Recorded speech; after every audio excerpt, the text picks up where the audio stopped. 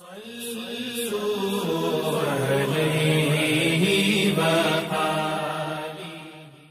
اللہ الرحمن الرحیم۔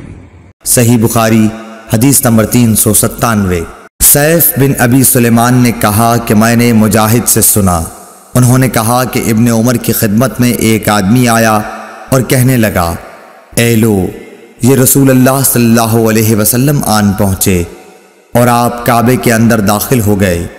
ابن عمر نے کہا کہ میں جب آیا تو نبی کریم صلی اللہ علیہ وسلم کعبے سے نکل چکے تھے۔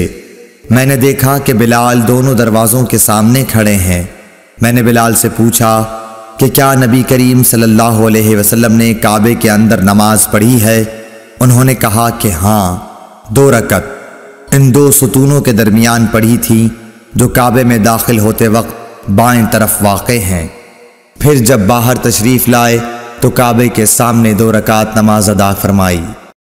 اللہم صل علی محمد وعلی آل محمد کما صلیت علی ابراہیم وعلی آل ابراہیم انک حمید مجید۔